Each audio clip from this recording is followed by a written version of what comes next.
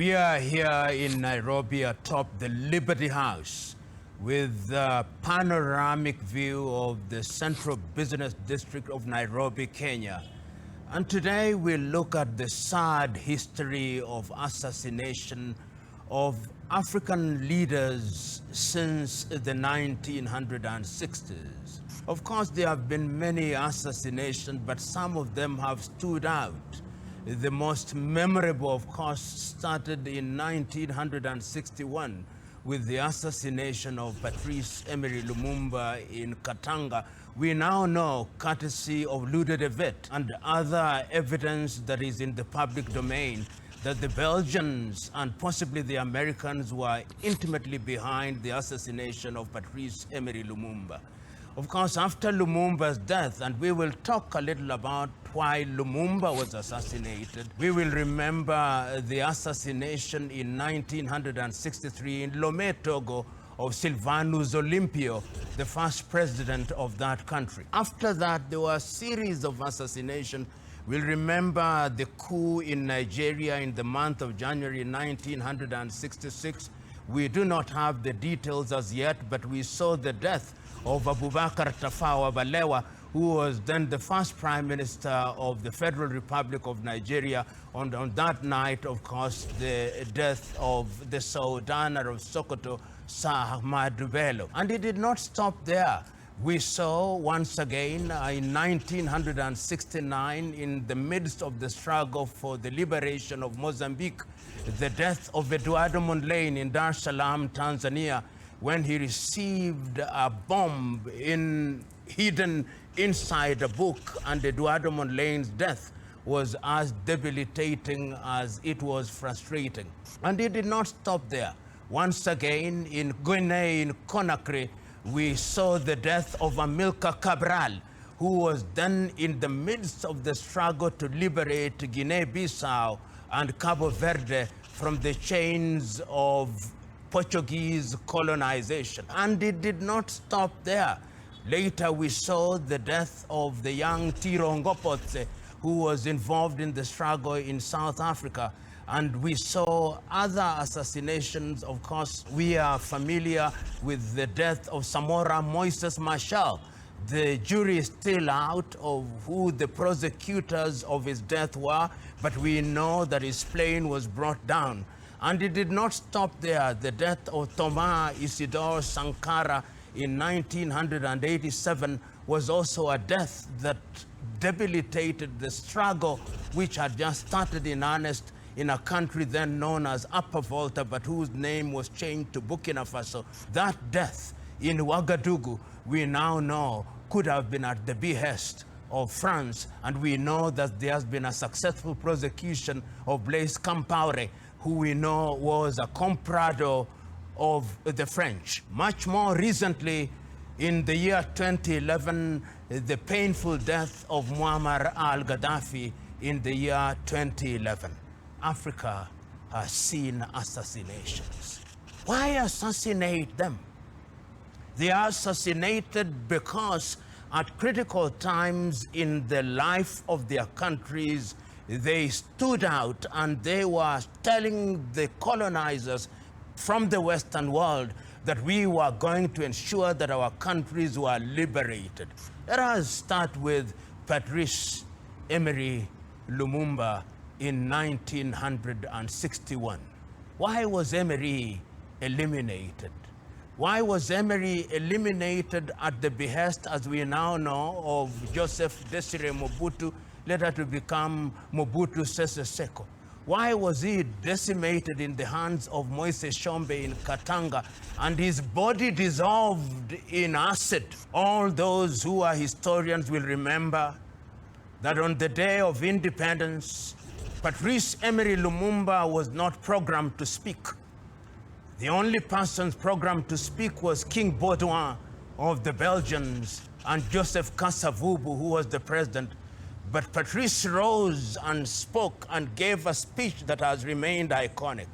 He told his audience on that day that Congo will never be the same again. He told his audience on that day that Congolese resources will be utilized for the sake of the Congolese. He told his audience that the history of Congo will be written by the Congolese. And a decision was made at that time that Patrice Emery Lumumba must be eliminated. And who are to eliminate him? His own people whom he had brought to the fore. Mobutu Sese Seko was in the forefront. And of course, Joseph Kasavubu was used to dismiss him from the office of Prime Minister. They took Emery Lumumba from Kinshasa and took him to Katanga, and we now know that Moise Tshombe was present when he was being tortured and ultimately assassinated. The reason was because of Congo's resources. Congo is estimated to be one of the richest resource countries in the world, conservatively estimated in the 1990s that our resources would be in the neighborhood of 34.1 trillion United States dollars, and you could not have a Lumumba stand in the way. We now know that even the uranium that was used in the bombs that were dropped on Nagasaki and Hiroshima were from uranium from the Democratic Republic of Congo. You could not have Lumumba, and Lumumba was assassinated. And the spirit of Lumumba has never allowed Congo to be at peace. Lumumba died, and Africa, a piece of her, died with Lumumba. Another death was of a great man, Sylvanus Olympio. Togo had just regained her independence, and Olympio was clear that they were going to use that independence to run away from the choreographed independence without independence that had been deployed at the behest of Charles de Gaulle in 1958. And they used Eyadema, and Eyadema said, I shot him myself. After Olympio was assassinated, the control of Togo continued in earnest. Once again, it was the resources of Togo. So it appears to be that anybody who stands in the way of Western powers and their quest and thirst and appetite for resources must be eliminated. And they eliminated Sylvanus Olympio. The Portuguese have always been interesting. They have always stood in the wave of the struggle for independence and have always been quick to do away with anybody who stands in their path of exploiting their colonies. Mozambique was such a colony. And in the forefront of the struggle for the independence of Mozambique was Eduardo Mondlane. Eduardo Mondlane was at the headquarters of the struggle in Dar es Salaam, Tanzania, and so were the others who are fighting and being trained by the Nyerere administration in Tanzania. And they had discovered a way of eliminating these individuals. They sent a letter bomb in Dar es Salaam in 1969, and Eduardo Mondlane was dead.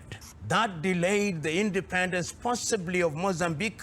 Ultimately, of course, Mozambique regained her independence under the presidency of Samora Moises Machel. And I remember this speech of Samora Moises Machel. He said, "Never must Africa say that there is one colonizer who is better than the other. All of them are the same. Some kill you smiling, some kill you sneering, but at the end of the day, you are dead." And when Samora was flying, when they had introduced insurgency in Angola, or rather in Mozambique, to ensure that the independence did not go as it was planned, he was brought down, and his aircraft led to his death when it was brought down. Samora Moises Machel, once again assassinated because he was in the forefront of the struggle for total liberation of his country. And they did not stop there. In Guinea-Bissau, there was a great man, Amilcar Cabral. His nom de guerre, Abel Jassy. While he was in Guinea-Conakry, they murdered Amilcar Cabral. Of course, ultimately, Guinea-Bissau and Cabo Verde regained their independence, but Amilcar had gone. In South Africa, as they struggled against apartheid, they used different means, but immediately after the apartheid regime had been brought to his knees, one of the most iconic and most revolutionary men in South Africa, Chris Hani, was assassinated in 1993 because the white apartheid protectors knew that Chris Hani was a different kettle of fish. The most iconic, of course, was, and I use the word iconic very deliberately, some may say inappropriately, but I use it regardless, Muammar al-Gaddafi. The year is 2011. During that period, we have seen Gaddafi saying the Organization of African Unity is not doing what it ought to do. Let us change it to something else. He convened several meetings in Sirte in Libya, and he funds the African Union. He's saying that we must own our hospitality industry. He builds hotels in different parts of Africa. He says that we must control our oil. He builds different petrol outlets in the continent of Africa. He says that Africa must have its currency. He says that Africa must be free, and they say that Gaddafi must die. Recently, the president of Uganda, Yoweri Kaguta Museveni, narrated to the world why and when African leaders were prepared to fly to Libya to mediate, they were stopped by NATO and they were not allowed to go to Tripoli in Libya because NATO had taken the decision that Gaddafi must die. And Gaddafi died, and when Gaddafi died, we now know the state of Libya. We have different governments in Libya, and Libya is not the same again. The resources of Libya are being exploited. The resources of Libya are not being used for the benefit of the Libyan peoples, begging the question, why is assassination used to undermine Africa? Western Europe, over the years, has been in the business of identifying men and women, particularly men, whose agenda is to move Africa into the arena of total liberation. And when they have identified them, they use their own kith and kin to eliminate them. Assassination has been one of the ways of undermining the continent of Africa. Let us be wary of those who eliminate our brave, our best, that they may destroy the mother continent. We continue with our discussion, but we deserve a break. We'll be with you in a short while.